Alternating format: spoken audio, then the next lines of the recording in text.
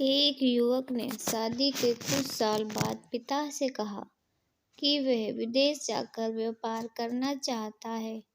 पिता ने उसे मंजूरी दे दी। युवक अपने माँ-बाप और गर्भवती पत्नी को छोड़कर व्यापार करने विदेश चला गया। उसने विदेश में कड़ी मेहनत की और धन कमाया और वह बहुत अमीर सेठ बन गया। लगभग 15 वर्ष धन कमाने में बीत गए तो उसे वापस घर लौटने की इच्छा हुई।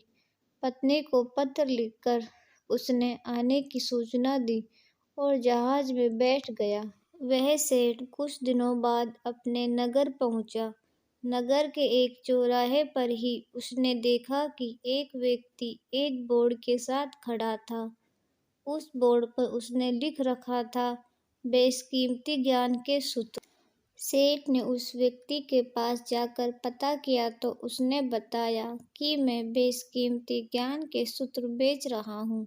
तो सेठ बोला, ठीक है, एक सूत्र मुझे भी दे दो। वह आदमी बोला, मेरे हर ज्ञान सूत्र की कीमत 100 स्वर्ण मुद्राएं हैं। सेठ को यह सौदा महंगा तो लगा, लेकिन उसने एक ज्ञान सूत्र खरीद लिया। उस व्यक्ति ने सेठ को ज्ञान का सूत्र दिया, कोई भी कार्य करने से पहले 2 मिनट रुक कर सोच लेना। सेठ ने वह सूत्र अपनी डायरी में लिख लिया। सेठ को अपने घर पहुंचते पहुंचते रात हो गई। सेठ ने सोचा, इतने सालों बाद लौटा हूँ तो क्यों ना सीधे पत्नी के पास पहुंचकर उसे सरप्राइज दूं। घर के चौकीदारों को इशारों से अंदर कुछ भी कहने से मना कर दिया और सीधे पत्नी के कमरे में गया। वहां का नजारा देखकर वह चौंक गया। उसने देखा कि उसकी पत्नी के साथ एक युवक सोया हुआ था। वह देखकर सेठ गुस्से में आग बबूला हो गया। वह सोचने लगा कि मैं परदेश में उसकी चिंता करता रहा और यह यहाँ अन्य पुरुष के साथ सो रही है। आज मैं इन दोनों को जिंदा नहीं छोड़ूंगा। वह गुस्से से अपनी तलवार निकालकर दोनों पर वार करने ही जा रहा था। इतने में उसे 100 स्वर्ण मुद्राओं के बदले जो ज्ञान सूत्र खरीदा था उसकी याद गई कि कुछ भी कार्य करने से पहले 2 मिनट सोच लो। वह 2 मिनट सोचने के लिए रुका। उसने तलवार वापस पीछे हटाई, लेकिन वो किसी बर्तन से टकरा गई।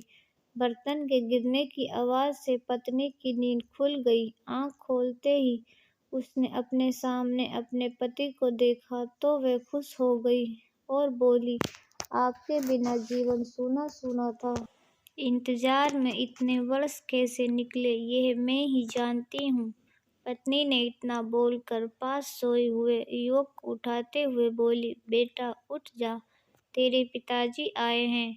युवक उठकर जैसे ही पिता को प्रणाम करने झुका तो माथे की पगड़ी सेठ के पैरों में गिर गई। उसके लंबे लंबे बाल बिखर गए। सेठ की पत्नी ने कहा, यह आपकी बेटी है, इसके सम्मान को कोई आँच न आए, इसलिए मैंने इसे बचपन से ही पुत्र के समान पालन पोषण और संस्कार दिए हैं। यह सुनकर सेठ की आंखों से आंसू की धारा बह निकली। उसने पत्नी और बेटी को गले लगा लिया और सोचने लगा, यदि आज मैंने उस ज्ञान सूत्र पर अमल नहीं किया होता तो गुस्से में आकर कितना अनर्थ हो जाता। मेरे हाथों से मेरा ही निर्दोष परिवार खत्म हो जाता। शिक्षा। दोस्तों, इस कहानी से यही शिक्षा मिलती है कि जल्दबाजी में आकर कोई निर्णय न लें, क्योंकि जब हम गुस्से में होते हैं तो हमें अच्छे बुरे का ख्याल नहीं रहता है। इसलिए गुस्से होने की स्थिति में कोई भी निर्णय न लें। कुछ देर रुकें और दिमाग ठंडा होने दें और फिर सोचें कि क्या सही है क्या गलत। दोस्तों, अगर कहानी दिल से पसंद आए तो हमारे चैनल को सब्सक्राइब करें और आपकी इस कहानी पे क्या राय है हमें कमेंट में ज़रूर बताएं।